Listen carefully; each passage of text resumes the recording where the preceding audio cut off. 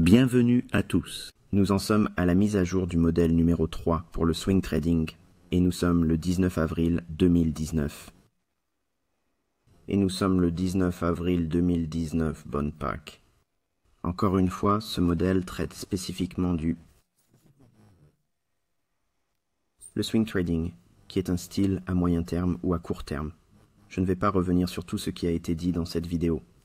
Vous pouvez, évidemment, et vous devriez le faire, devrez le regarder à nouveau avant de regarder cette vidéo.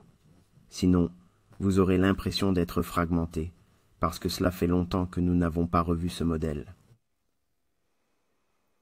L'accent est mis principalement sur, et c'est la raison pour laquelle j'ai fait les grandes lignes de cette manière, parce que cela me permettra d'y revenir à chaque fois que nous ferons une nouvelle vidéo. Donc encore une fois, les modèles pour les gens qui n'ont pas la capacité ou l'aptitude à faire du day trade ou du trading intraday à court terme en scalping, et qui ont besoin d'un peu plus d'élan en termes de mouvement en raison de leurs contraintes de temps ou de leur personnalité, ne leur permettent pas d'être un très petit trader à court terme. Ils recherchent donc des mouvements plus importants, en regardant principalement le graphique journalier. Cela ne signifie pas que nous ne sommes pas en mesure d'utiliser les concepts intrajournaliers pour réduire le risque, car c'est exactement ce qu'il faut faire. Ce n'est pas nécessaire, mais c'est utile. C'est la raison pour laquelle nous avons 12 modèles différents, parce qu'ils se complètent tous, vous le verrez à la fin de la présentation, quand j'ai fini, quand je dis « Ok, nous avons fini ». Talking about these models, and whatever else direction I take the mentorship after that, it will be very easy for you. See how they interlock and interconnect with one another. They overlap beautifully, which is what gives me the ability to go in any time frame and trade. Now, admittedly, I don't like to do le swing trading à long terme ou à n'importe quel moment. Cela ne correspond pas à ma personnalité. Cela ne veut pas dire que je ne peux pas vous les signaler pour que vous y prêtiez attention. Cela veut simplement dire que je n'y participe pas vraiment personnellement parce que mon esprit peut être changé sur un coup de tête et je suis très court terme. Ce type de choses. Donc, j'aime être là où je suis le plus performant et vous pouvez le voir sur Twitter. Je suis un day trader au mieux, avec un cadre de temps plus élevé, à court terme, un coup, un meurtre, vous savez, la fourchette hebdomadaire. Donc, ce modèle que nous aimons regarder, n'importe quelle paire ne fait pas de différence, n'importe quel marché. Il peut s'agir d'une zone mortelle à Londres ou à New York, et les objectifs commerciaux de 100 à 300 pips en moyenne. À 300 pips en moyenne. Parfois, cela peut être beaucoup plus que cela s'il y a beaucoup d'éléments qui entrent en ligne de compte, comme la tendance saisonnière, la structure du marché. S'il s'agit d'un produit de base, il peut s'agir d'un marché premium, où tout est inversé en termes de mois de livraison. Le prix est plus élevé dans les mois à venir que dans les mois à venir. Ainsi, la fréquence des transactions est généralement d'1 à 2 fois par an. La fréquence des transactions est généralement d'1 à 2 fois par mois. Et la raison pour laquelle c'est le cas, c'est parce que nous nous concentrons sur, d'une part, comme l'indique la leçon, la présentation initiale, nous cherchons à ce que cette bougie mensuelle se développe vers le haut ou vers le bas. D'accord. Donc si nous avons ce pronostic derrière l'analyse, suggérant que nous allons probablement évoluer à la hausse ou à la baisse en fonction de la structure du marché et de l'évolution de l'indice, ou plus bas en fonction de la structure du marché et des techniques du moment, car tout est relatif à cela. Tout est relatif à cela. Si nous savons que nos outils, nos concepts et notre analyse conduisent à une probabilité élevée qu'un mouvement prolongé verra le prix progresser à la hausse ou à la baisse par rapport au graphique mensuel. Nous prédisons essentiellement les bougies mensuelles à la hausse ou à la baisse. Maintenant, à cause de cette bougie mensuelle, elle se compose généralement de 4 semaines. Ainsi, si nous en capturons une semaine de ce mois, avec un swing trade, nous avons réussi, et peu importe que la bougie mensuelle clôture près du sommet ou à la hausse. Ce n'est pas l'important. L'important, c'est que nous négocions à l'intérieur du flux d'ordre. Et lorsque l'expansion se produit, elle recherche de liquidité à l'achat au-dessus du marché ou à la vente en dessous du marché, en dessous de la place de marché. Et tout ce que nous essayons de faire, de capitaliser sur ce déplacement de prix par rapport à la fourchette mensuelle. Ne pensez pas que nous devons avoir la clôture mensuelle en notre faveur. Souvent, mon analyse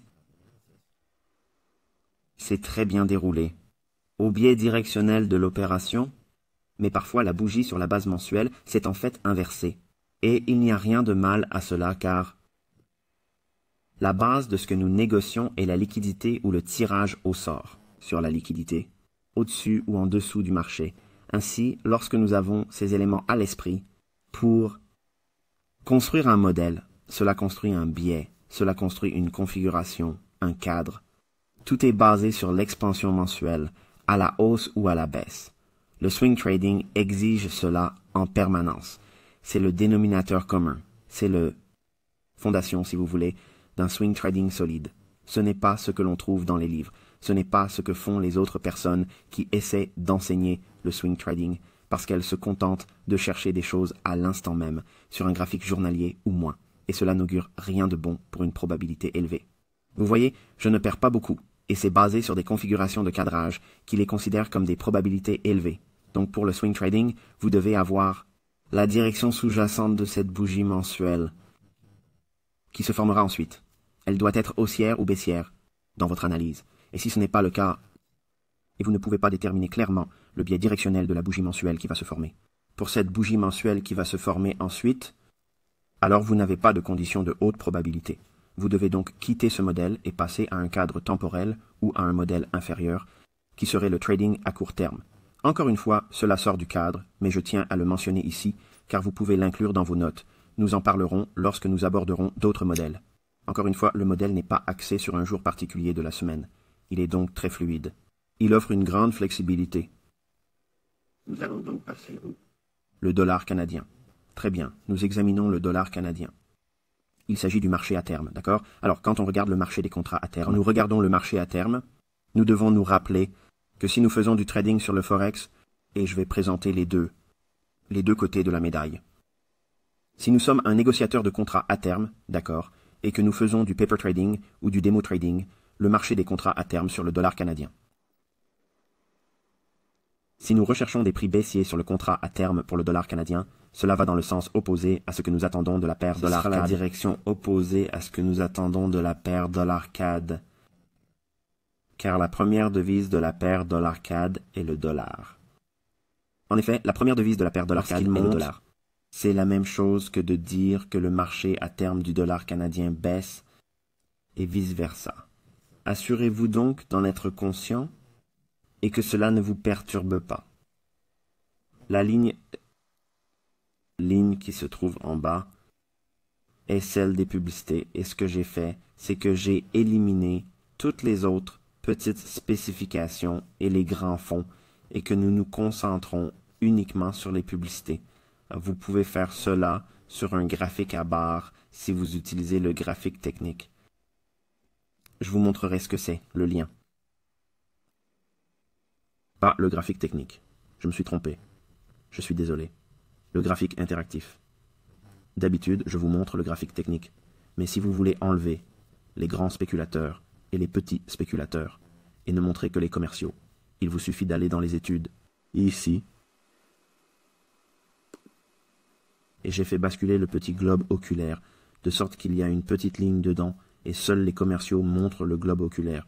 Si vous voulez que seules les grandes images apparaissent, faites-le, d'accord? Je ne le ferai pas. C'est ce que nous avons ici. Nous l'appliquons. Et ce que nous avons, le marché montre une volonté d'aller plus bas, évidemment. Et ce que nous avons, c'est un marché qui montre une volonté de baisser, évidemment. Si nous regardons comment le prix a travaillé plus bas tout au long de cette ligne, d'accord? Donc si nous regardons juste la ligne elle-même d'un point de vue traditionnel ou d'une perspective sur les traders engagés, la ligne de base 0, cela semblerait haussier. La ligne de base 0, cela semblerait haussier, d'accord? C'est ce qui perturbe toujours les gens avec le quote. Cela devient tellement frustrant que l'on se demande ce que c'est. Si nous regardons ce qu'ils disent par rapport à ce graphique ici, ou en tant que données d'engagement des traders. L'analyse des données a été enseignée par Larry Williams dans son livre How I Made $1 Million Trading Commodities de l'année dernière, un classique que vous devez avoir dans votre bibliothèque si vous ne l'avez pas. Il a expliqué qu'il s'agissait du cadre sous-jacent, ce qui est parfois vrai, mais pas toujours. Ce que nous faisons pour ce modèle, numéro 3, c'est que nous utilisons le programme de couverture. D'accord. Nous prenons les 6 derniers mois, les 12 derniers mois, les 2 dernières années ou les 4 dernières années, selon le cadre temporel que vous regardez, mais parce que nous faisons du swing trading. Vous pouvez le faire avec les 6 derniers mois, mais nous nous en tenons aux règles du modèle numéro 3, la présentation originale, les 12 derniers mois. Donc, si nous regardons la période de novembre, à l'automne, en décembre, nous remontons d'environ une année complète, ce qui est le cas ici, et nous obtenons la lecture la plus basse sur les publicités et l'indice le plus élevé, et on les divise en deux. Voilà ce que nous recherchons. Et lorsque nous faisons cela, nous obtenons une fourchette. Et cette fourchette définira si oui ou non nous sommes vraiment au-dessus ou au-dessous, sur la base de leur maximum annuel d'achat et de vente, ou de couverture, sur les deux extrêmes.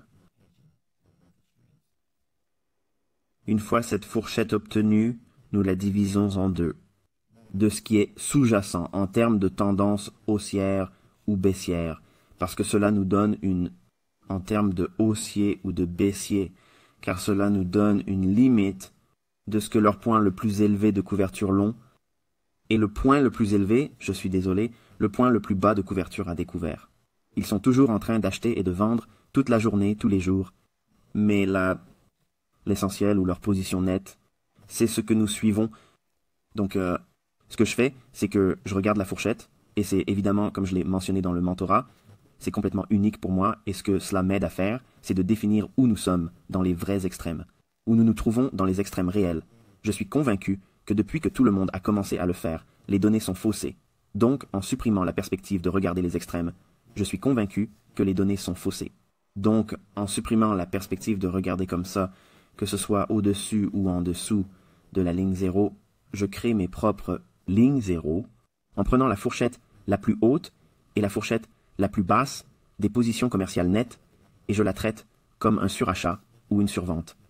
Ensuite, je divise cette fourchette en deux et si nous sommes au-dessus ou au-dessous de cette nouvelle ligne 0, cela nous donne une idée claire. Du moins, cela me donne une idée claire de si je dois être haussier ou baissier sur ce marché. Une fois que vous avez fait cela, vous obtenez ceci. Vous m'avez vu faire ça dans le mentorat, je vais le refaire parce que sinon cette vidéo va être très très longue et je ne veux pas qu'elle soit très très longue. Donc voici le tableau, tout ce que j'ai fait, c'est de le copier et de le déposer dans Paint. Ok, et la plupart des ordinateurs ont ça. C'est une petite application gratuite, c'est à l'intérieur. Et ce que je fais, c'est que je prends le rectangle, juste ici, et je le dessine au-dessus du point le plus haut et du point le plus bas, juste ici. Ensuite, j'active l'affichage, ici, et je mets la règle et les lignes de la grille.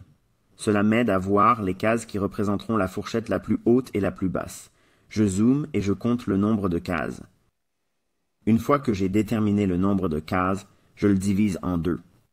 Ensuite, moi, je compte du haut vers le bas ou du bas vers le haut jusqu'à ce nombre, qui correspond à la moitié de la fourchette.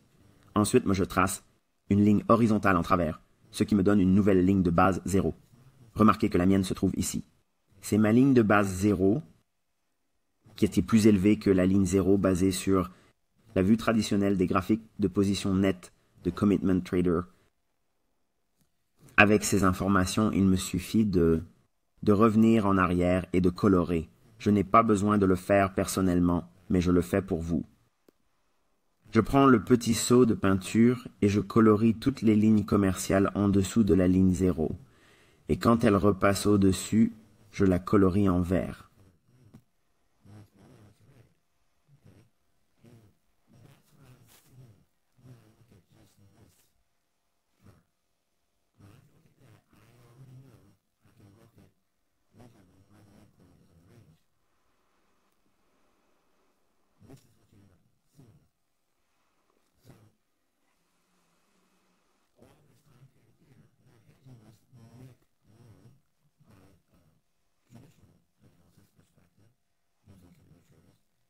Et lorsqu'il est inférieur, il est rouge. D'accord. Et c'est vraiment long, basé sur le programme de couverture utilisé ici en interprétant les données de manière légèrement différente. C'est pourquoi je suis convaincu qu'il n'y a vraiment aucun moyen pour eux de tout gâcher, à moins qu'ils ne commencent à retarder les informations côtes. Et s'ils le font, cela signifiera simplement qu'il y aura plus d'écart en termes d'avoir net à chaque fois. Il y a une mise à jour. En fait, cela ne va rien changer. En fait, c'est encore mieux pour moi parce que je les verrai beaucoup plus tôt qu'avec cette méthode. Il s'agit d'une approche à long terme de l'utilisation des données fondamentales. Ils sont donc à long terme, très bien. Vous pouvez voir toutes les opportunités d'achat qui ont eu lieu. Bloc d'ordre haussier, il se rétablit et remonte. D'accord. Nous avons un bloc d'ordre haussier ici. Le prix se négocie à la baisse dans ce bloc. Forte position nette longue. Achat à décollage. D'accord. Mais remarquez ce que nous avons ici. D'octobre à décembre, les commerciaux du programme de couverture, version ITT, sont baissiers. Cela se traduit par un mouvement de baisse. Et ce n'est que lorsque nous sommes arrivés à ce point de prix, vers la dernière semaine, en décembre, que nous avons commencé à voir les commerciaux dans le programme de couverture, version ITT, à la baisse. Que nous avons commencé à voir les commerciaux prendre des positions longues. Ainsi, ces deux camps, qu'ils soient baissiers ou haussiers, sont en train de changer. Qu'ils soient baissiers ou haussiers, sont en train de changer. De la marée, si vous voulez, ou des fondamentaux. Cela ne veut pas dire qu'il est temps de prendre une position longue sur le dollar canadien ou courte sur le CAD. Cela signifie simplement qu'ils commencent à acheter davantage. Ils se couvrent. Ce n'est pas un tournant, d'accord? Mais ce que nous voyons ici, tout au long de cette période d'octobre jusqu'en décembre, à chaque fois que le prix augmente jusqu'à une bougie ou un bloc d'ordre baissier, il y a une opportunité de vendre à découvert en beauté. Le marché remonte vers un bloc d'ordre baissier et se vend à merveille. Encore une fois, il s'agit d'un graphique journalier, donc il s'agit d'opérations de swing. Voici une bougie haussière, un bloc d'ordre baissier. Le prix remonte directement dans ce bloc. Boum! Avec les commerciaux. Net short. Mais vous ne le voyez pas parce qu'ils sont au-dessus de la ligne 0, par rapport à une perspective de détail. Ils ne vont pas considérer les négociants d'engagement comme étant baissiers. Et avec cela et le flux d'ordre institutionnel, vous avez deux des choses les plus fortes de mon répertoire. Qui travaillent pour vous. Nous nous attendions à faiblesse du dollar canadien. Revenez en arrière et regardez toutes les vidéos, vous verrez tout cela. Si nous sommes un négociant en matière première, d'accord, si nous faisons des transactions sur papier, si vous voulez, il y a plusieurs choses que vous auriez pu faire. Et c'est ce que vous faites à l'avenir dans la pratique. Vous pourriez utiliser le bloc d'ordre. Ok, utiliser le bloc d'ordre et acheter une option de vente ou ne pas vraiment l'acheter, mais négocier le prix sur le papier lorsque le prix augmente dans ce bloc d'ordre. C'est essentiellement le niveau 66,50, 77. Vous pouvez acheter une option de vente à 77 et quand le prix était en hausse, dans ce bloc d'ordre ici ou lorsqu'il est remonté dans le bloc d'ordre ici, vous pouvez regarder l'option de vente 77, vous pouvez regarder l'option de vente 76, l'US Duet Map. Et ils auront une opportunité pour vous de négocier l'option sur papier ou vous pouvez simplement négocier sur papier ou en démo. La vente à découvert pure et simple du marché à terme du dollar canadien. Nous allons nous concentrer sur les mois d'octobre à décembre pour le marché d'échange, ce qui signifie que lorsque le dollar canadien pour le programme de couverture commerciale utilise les données COT ici, lorsque nous avons cette tendance baissière, cela signifie que le dollar canadien est en baisse. Lorsque nous avons des données baissières, c'est l'inverse pour la paire dollar CAD qui sera haussière. Le dollar CAD est haussier parce que les contrats à terme canadiens sont baissiers. Bon, ceci dit, nous allons passer à la catégorie dollar CAD. Et je vais commencer par le graphique mensuel. Nous avons ici des bougies fermées vers le bas, ce qui constitue un bloc d'ordre haussier. Nous avons ici un petit corps de bougie avec une mèche qui entre. Cela rééquilibre ce déséquilibre de volume. Ce truc fonctionne sur un graphique mensuel. Bonjour. Ce déséquilibre ici, déséquilibre de volume, il n'y a pas de corps de bougie ici, juste une mèche. Et il ne fait que monter avec cette bougie ici et redescendre pour rééquilibrer. Il y a donc 2 passages nécessaires pour entrer ici et le remplir. Il le fait ici. Ok, beau retour à un bloc d'ordre ici. En soi, c'est suffisant. C'est ce déséquilibre, l'écart de juste valeur ou le vide, c'est ce qui rend les blocs d'ordre une probabilité élevée. Sinon, ce n'est qu'une bougie fermée à la baisse. Nous avons le bloc d'ordre qui commence avec les 2 bougies consécutives fermées à la baisse. Quand on négocie au-dessus, cette bougie ici, quand nous la dépassons, nous avons maintenant avoir un bloc de commande, bloc d'ordre valide pour ce niveau. Sinon, jusqu'à ce que nous dépassions ce niveau de manière significative, ce n'est pas significatif ici, parce que nous avons une mèche et que nous fermions le corps ici, cela signifie que nous devons passer un peu plus de temps à l'intérieur du bloc d'ordre. Que va-t-il se passer? Il va descendre ici pour s'occuper de ce déséquilibre de volume. C'est pourquoi nous n'allons pas en parler. Je l'ai juste ajouté pour donner un crédit supplémentaire et sans frais supplémentaires. Mais nous avons le bloc d'ordre qui s'étend ici, juste ici, alors que le prix se négociait à la baisse dans cette bougie. Lorsque cette bougie s'est refermée, le jour même, le dernier jour de bourse de ce mois, d'accord, de septembre de l'année, vous y allez, avec l'espoir qu'en octobre, nous allons anticiper une bougie ascendante. Encore une fois, il s'agit de bougie mensuelle, donc nous anticipons une bougie mensuelle, ou l'élargissement de la fourchette à la hausse, à partir d'octobre. Cela étant dit, quel est notre objectif? Eh bien, nous avons cet ancien sommet ici, et nous avons aussi ces anciens sommets égaux relatifs. C'est là que nous puisons les liquidités, ce sommet ici. Nous savons donc que s'il s'agit d'un graphique mensuel, ce niveau peut être différent sur un graphique hebdomadaire. Ou peut-être quelque chose de plus important sur un graphique quotidien. Et par là, je veux dire des sommets égaux, comme le décrit la présentation originale du modèle numéro 3. Donc, dans cette zone ombrée, cela va représenter les mois d'octobre à décembre. House year, d'octobre à décembre.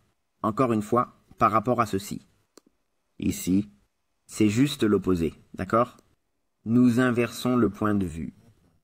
Ok, je descends dans un graphique hebdomadaire ici, et maintenant vous pouvez voir. Même la dernière bougie de fermeture à la baisse l'a prolongée à temps.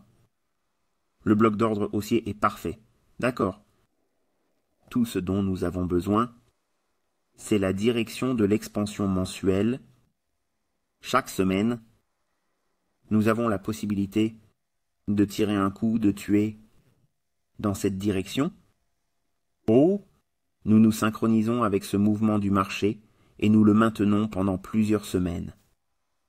Maintenant, ce sommet sur le graphique mensuel, regardez ce qu'il devient sur le graphique hebdomadaire. Des sommets égaux, c'est ce que vous voyez.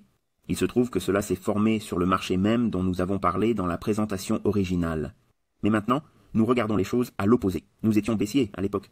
Puis, nous observons une tendance haussière sur le dollar CAT.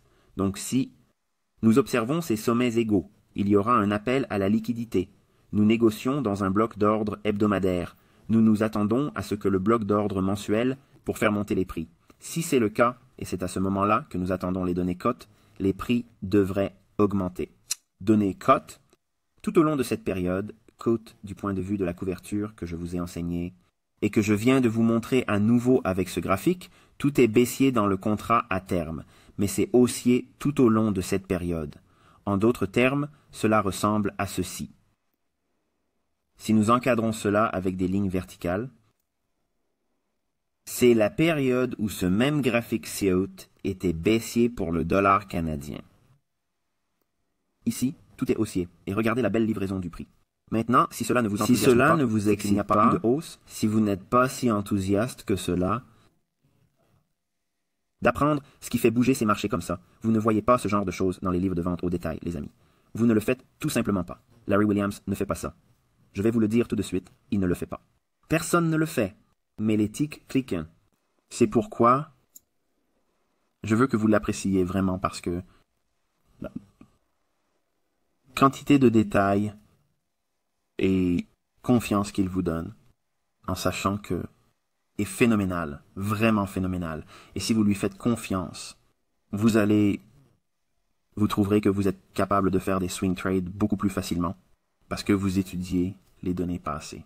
Et comme une sorte de note, demain, c'est-à-dire samedi, le 1er avril, la leçon sera d'avril, la leçon d'enseignement portera sur la façon de faire des backtests et de constituer une collection de données afin que vous puissiez commencer à construire la confiance autour de ce que vous essayez de faire dans les graphiques. Parce que beaucoup d'entre vous ont beaucoup de théories, vous la comprenez, elle vous est familière, vous m'avez entendu en parler. Mais maintenant, nous allons commencer à nous demander ce que vous allez faire de ces informations, à commencer à faire ce que vous avez à faire. Mettre en place des séances d'entraînement pour lesquelles vous n'avez pas besoin que je vous dise ce qu'il faut faire chaque semaine. Voici un défi spécifique. Vous saurez chaque jour ce que vous devez faire, comment collecter ces données et en quoi elles sont utiles. D'accord, nous avons ici les bougies fermées à la baisse. C'est notre bloc d'ordre haussier sur l'hebdomadaire. Ensuite, nous avons cette bougie ici. Vous la voyez? Cette bougie fermée à la baisse est juste avant ces sommets égaux. Donc oui, nous aurions pu acheter juste sur cette bougie ici. En fait, j'ai déjà vu cela sur un autre graphique. Voici le dollar CAD. Le marché se négocie jusqu'au bloc d'ordre ici. Nous sommes au début du mois d'octobre. Je vais l'enlever maintenant pour que vous n'en ayez pas besoin. Donc quand le prix s'éloigne, nous descendons dans le bloc d'ordre ici. C'est l'occasion d'être acheteur. Nous pouvons avancer. Quel est le point d'entrée ici? Quel est l'objectif visé? Que cherchons-nous? Eh bien, nous avons deux bougies ici, sur une base hebdomadaire. Il s'agit d'un premier objectif. Pourquoi? Parce qu'il s'agit des sommets égaux. Cette bougie de clôture ascendante et cette bougie de clôture descendante sont des sommets relativement égaux. Lorsque nous passerons à un journalier, ce sera plus évident. Mais nous avons toujours ces sommets égaux ici. Vous allez donc devoir regarder cette vidéo plusieurs fois parce que je fais des allers-retours entre plusieurs cadres temporels. Mais je vous ai déjà prévenu, en avril, nous allons entrer un peu plus dans les détails et il vous sera plus difficile de regarder la vidéo une seule fois et de penser que vous la connaissez. Vous allez devoir marcher ces leçons parce qu'il y a beaucoup plus de choses. Il faut comparer et opposer les choses. C'est pourquoi il est important que vous fassiez ce genre de choses lorsque vous êtes en classe. Mais nous avons ici une zone qui est relativement égale à des sommets. Et ceci est évidemment égal à des sommets. Cela ne fait aucun doute. Cette bougie de clôture à la baisse, le prix se négocie à la baisse dans cette bougie, l'atteint ici comme cette bougie juste ici. Cette bougie hebdomadaire se négocie à la baisse. Dans ce bloc de commande. Pourquoi ce bloc d'ordre? Pourquoi ne pas négocier jusqu'en bas? Parce qu'il l'a déjà fait. Le flux d'ordre institutionnel a déjà commencé à vous montrer. Les signatures sont en place, mais ce bloc d'ordre a été capitalisé. Ralliez-le. Attendez, une bougie de clôture à la baisse. Nous en avons une. Est-elle supérieure ou inférieure à notre tirage initial sur la liquidité, qui est l'égalité des sommets? Encore une fois, pensez à ce qui vous a été enseigné dans la présentation du modèle numéro 3. Lorsque nous avons des sommets égaux, et nous avons une période où le marché est haussier, comme c'est le cas ici, les données cotées le montrent. Tout se passe ici même. Tout est haussier pendant cette période. Je vais ajouter les lignes verticales, par souci d'exhaustivité.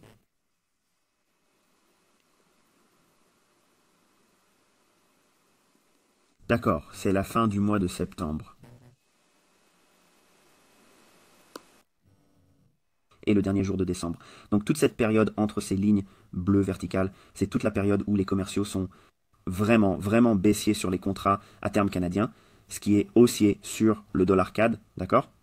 Je vais donc laisser ces lignes ici. Voici le bloc d'ordre hebdomadaire. Le prix se négocie à la baisse sur cette bougie le 2 décembre. C'est cette bougie hebdomadaire. Donc, la semaine du 2 décembre, c'est le moment où nous cherchons à entrer pour obtenir une course sur les sommets égaux. Encore une fois, le principe est qu'il s'agit d'un swing trade. Nous descendons dans un journalier. Voici l'ouverture. Nous négocions à la baisse. Regardez la bougie ici. Voici le 3 décembre. Le 3 décembre, nous entrons dans le bloc d'ordre. Nous pourrions être acheteurs ici, avec l'attente de sommets égaux en tant que tirage à la hausse. Le plus bas. Gagner, c'est un 31,60. Nous l'appellerons un 31,59, c'est le plus bas, mais un 31,60, c'est le niveau actuel des 10.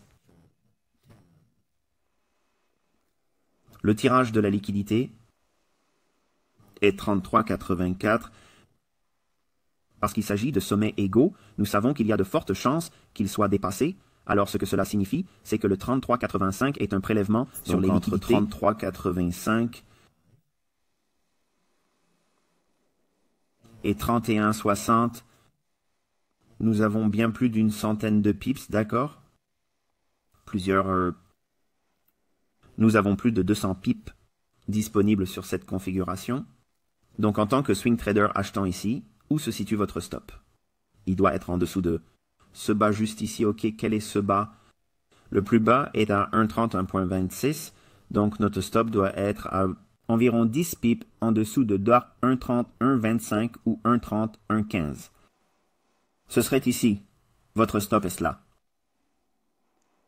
Votre objectif est au-dessus. Combien de jours faut-il pour y arriver? Vous achetez ce jour-là, alors qu'il s'effondre dans le bloc d'ordre. Quel est le prix? Tout ce qui est en dessous de ces bas égaux. Vous voyez ça? Des seuils égaux. La liquidité se situe en dessous. Elle marque également le bloc d'ordre. Les transactions dans le bloc d'ordre ici. Je l'achète. Long. Le stop est ici. Est-il nécessaire d'avoir des graphiques intrajournaliers pour faire cela? Non. Parce que vous pouvez voir les niveaux égaux ici. Vous pouvez voir ce bas ici et vous devez être en dessous. Voilà donc votre stop. Vous pouvez le voir sur le graphique journalier. Avez-vous besoin d'un cadre temporel plus bas? Non, c'est utile. C'est utile. Mais ce n'est pas nécessaire. Ce modèle s'adresse donc aux personnes qui ont cette possibilité. C'est le travailleur. Vous savez, le modèle du héros de la classe ouvrière où vous avez des emplois, vous avez des entreprises, vous avez des choses qui vous empêchent d'être un drogué de l'intraday. Un drogué de l'intraday. Donc, si vous pouvez faciliter une transaction en utilisant les concepts intraday, cela réduira ce stock à quelque chose de plus petit. Mais nous n'allons pas enseigner cela ici. Je veux que vous vous concentriez sur ce niveau de perspective.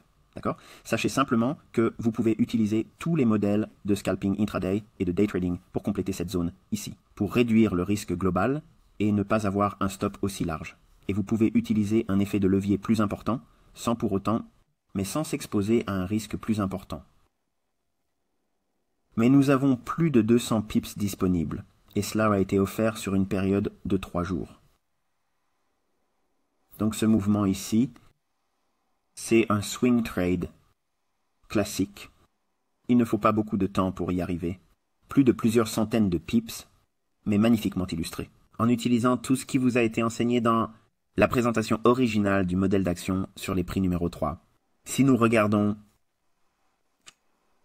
le graphique de 4 heures, ce que vous pouvez faire parce qu'il est encore convivial. Il ne permet pas de passer beaucoup de temps à étudier le graphique. Il ne faut pas grand-chose à quelqu'un qui a un travail ou une entreprise pour ouvrir rapidement un graphique et voir où nous en sommes sur le graphique de 4 heures. Ici, quand le prix a chuté, nous savons qu'il y a un bloc d'ordre ici. L'ordre est entré dans ce bloc. Il le fait à nouveau ici. Puis le prix commence à se redresser. Ces bougies fermées vers le bas, n'importe où dans cette fourchette, vous pourriez être un acheteur. Et votre stop serait toujours ici. Tout reste inchangé. Il s'agit d'entrées de proximité. Vous avez appris cela dans le cadre du mentorat. Vous pouviez voir cette ouverture ici lorsque le cours était de nouveau à la baisse. Vous pouviez vous sentir en confiance. Que cette baisse, tout ce qu'elle fait, c'est de combler un écart de juste valeur. Quel est cet écart? Eh bien, nous avons cette bougie ici, prolongée dans le temps. Le prix ne fait qu'augmenter à travers elle, avec la livraison du côté de l'achat. Il s'ouvre sur cette bougie et se négocie ensuite à la baisse. Ainsi, alors qu'il était alimenté par cette livraison à la hausse sur la livraison à l'achat crée un déséquilibre à la vente. Cette bougie s'ouvre, se négocie à la baisse, rééquilibre le côté vente, et après avoir fait cela, le prix est autorisé à se déplacer vers le haut. Se déplacer vers le haut. Qu'est-ce qu'il attaque? Ce niveau ici, cette cible de 1, 3, 8, 5 $. Et regardez la vitesse à laquelle le prix monte, parce qu'il recherche cette liquidité. Sur 4 heures, nous avons des bougies égales ici aussi. C'est une attraction de liquidité. C'est une attraction de liquidité. Tout ce qui est au-dessus d'un sommet égal ou au-dessous d'un creux égal est une attraction de liquidité. Si elles sont si claires et si apparentes, c'est ce qu'est pour moi une réserve de liquidité. Il ne s'agit pas d'aller sur un site web et de voir où il est supposé y avoir des arrêts d'accumulation.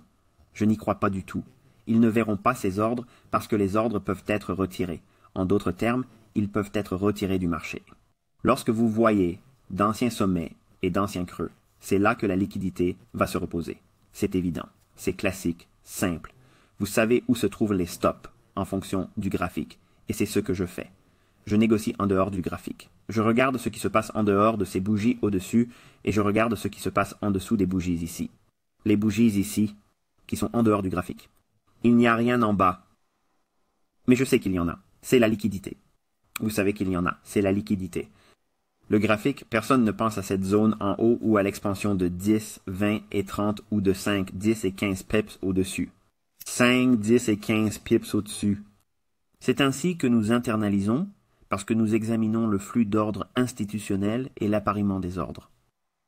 C'est complètement opposé à ce que nous avons appris lorsque nous sommes entrés sur le marché en tant que traders. Nous avons appris lorsque nous sommes entrés sur le marché en tant que négociants au détail. Quelle est cette formation de chandelier? Est-ce un doji? Est-ce un homme suspendu? S'agit-il d'un nuage sombre qui couvre le marché?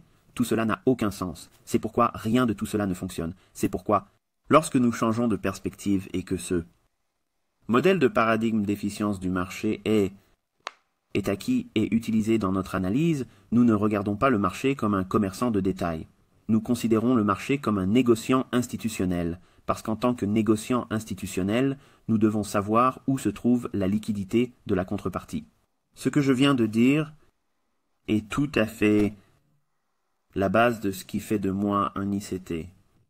Mon point de vue sur les prix est diamétralement opposé à ce que l'on vous enseigne et à ce que tout le monde fait dans le domaine de la vente au détail.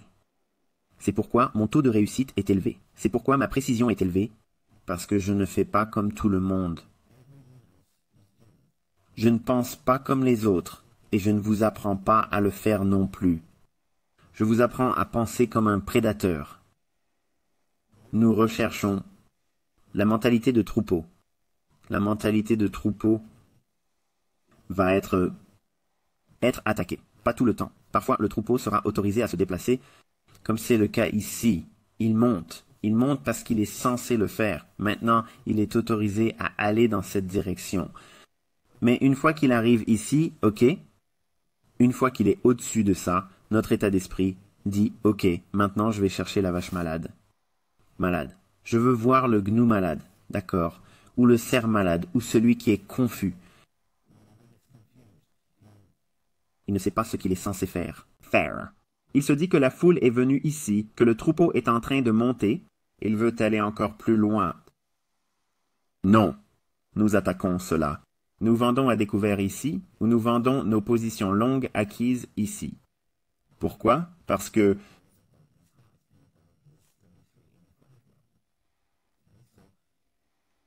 le marché change de direction. C'est ce qui se passe ici. Que se passe-t-il? Nous avons un déséquilibre à l'achat. Déséquilibre à l'achat, inefficacité à la vente. Le prix baisse et rééquilibre le tout. Qu'est-ce que cela fait? Il donne l'opportunité de construire plus de sentiments. Il est intéressant de constater qu'il existe un écart de juste valeur. Il n'est pas très important, mais il se réduit et rééquilibre la situation. Que fait-il ensuite? Il doit remonter et rééquilibrer cette zone ici. Entre cette bougie, dans cette bougie, il s'agit d'un CB, déséquilibre côté vente, inefficacité côté achat, qui est rééquilibré ici. Ensuite, cela crée ces sommets égaux ici. Tout cela crée quoi? Un autre pool de liquidité, n'est-ce pas? Ou des sommets égaux? Tout ce que nous venons de divulguer et dont nous avons parlé, dans ce modèle, si vous êtes un trader à court terme, la même chose s'applique ici. Et je ne fais que le mentionner parce que c'est trop beau pour ne pas en parler. Mais nous avons ici un BC, un déséquilibre côté achat, une inefficacité côté vente, bloc d'ordre, ce qui rend ce bloc d'ordre, cette bougie fermée à la baisse, très probable. Pourquoi? Nous avons des sommets égaux, et entre ce sommet et ce sommet, nous avons un sommet relatif égal. Il s'agit de liquidités qui se reposent et s'accumulent ici parce qu'elles vont poursuivre ce mouvement brusque à la baisse. À quoi pensent les détaillants? Oh, c'est le schéma d'1, 2, 3. Non, ils vont voir le momentum. Divergence et tous ces sommets. Ce n'est pas le cas. Cela crée de la liquidité. Ils vont chercher à atteindre 1, 2 ou 3 sommets. D'accord. Toutes sortes de schémas harmoniques vont crier, dire « bonjour, c'est un short ». Lorsque les prix baisseront, ils se sentiront récompensés.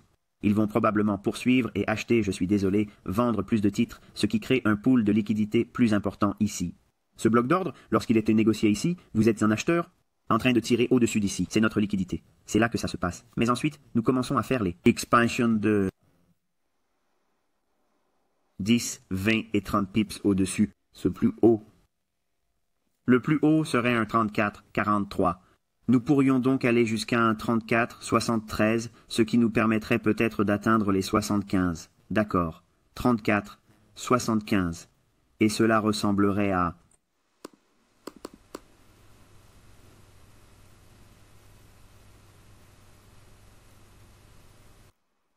C'est assez proche. Et il le frappe ici et le balaie. Ensuite, nous obtenons ce rejet et nous descendons plus bas. Que fait-il ici? Il revient, remplit ce busy, buy-side unbalanced, sell-side inefficiency. Il redescend, frappe à nouveau le bloc d'ordre. Pourquoi? Pourquoi un blocage d'ordre? Parce qu'il y a un déséquilibre. Nous avons un flux d'ordre institutionnel qui demande des prix plus élevés. Et pourquoi ce prix? Un 34,75 $. Rappelez-vous que nous avons eu ce long terme, un cadre temporel plus élevé, un 33,85 $ ici. D'accord, si nous passons au... Le graphique hebdomadaire, nous avons parlé de cette zone juste ici. Permettez-moi de zoomer. Nous avons parlé de ce vide ici. Il s'agit d'un CB, Sell Side Unbalanced, Buy Side Inefficiency, déséquilibre du côté des ventes, inefficacité du côté des achats. Que va-t-il faire? Il va vouloir combler ce vide. Je viens de vous donner toutes les façons d'utiliser un graphique de 4 heures. Se synchroniser avec ce mouvement de prix plus important et capturer tout ce mouvement ici. Combien de pips cela représente-t-il? Ici, il y a donc des sommets égaux aux alentours de 33,85. Ok, les consolidations autour de cette ancienne zone de sommets égaux ici se déroulent magnifiquement jusqu'à, et encore une fois, tout au long de cette période, lorsque le programme de couverture de cote que je vous ai montré, à nouveau cette zone ici. Baissier canadien, haussier, dollar CAD, expansion à la hausse de cette zone, revenez en arrière et regardez les graphiques, les amis. J'ai parlé de cette zone ici et elle est allée jusqu'à... Il l'a remplie, c'est la raison pour laquelle j'ai dit que, sur la base de tout ce que je vous montre ici... Attendez une minute, Michael, pourquoi n'avez-vous pas fait un swing trade? Je vous ai déjà dit que ce n'était pas ma façon de trader personnellement. Mais j'utilise cette analyse. Et c'est ainsi que je fais mon analyse hebdomadaire avec vous maintenant. En regardant le graphique, nous avons le...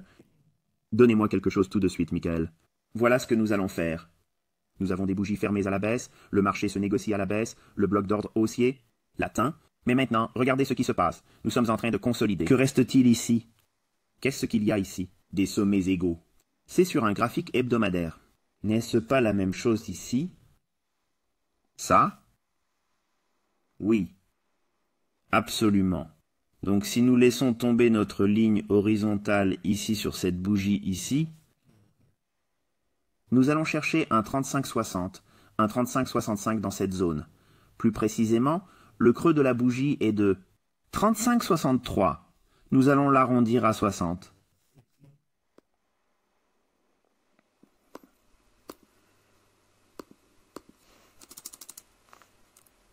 « 35,60. Voilà. Et maintenant, nous pouvons passer à un graphique journalier. Vide de liquidité. Des sommets égaux dépassent les sommets égaux. Il pourrait s'étendre jusqu'à devenir comme nous l'avons vu ici. D'accord. Tout ce mouvement ici, il pourrait voir cette course vers le haut dans cette zone ici. Donc à 1.35.60, c'est mon objectif. Je cherche un dollar CAD pour le faire. D'accord. Qu'est-ce qui change? Vous perdez ce bas ici. D'accord. Nous avons des creux égaux. On a déjà balayé ça. Tout ressemble à cette chose une fois que vous êtes plus haut, et maintenant vous pouvez l'échanger sur papier. D'accord. Commencez à chercher des bougies fermées à la baisse sur les graphiques quotidiens et de 4 heures. Négociez-les sur papier, en tant que position longue, jusqu'à ce que nous dépassions ces sommets égaux et que nous atteignions ce niveau ici. D'accord? J'espère que vous avez trouvé cet article instructif et qu'il vous a permis de mieux comprendre le modèle 3. En tout cas, il vous donne quelque chose d'autre à étudier et à revoir. Et maintenant, vous avez de quoi aller de l'avant et tester ce que je viens de partager avec vous. À la prochaine fois!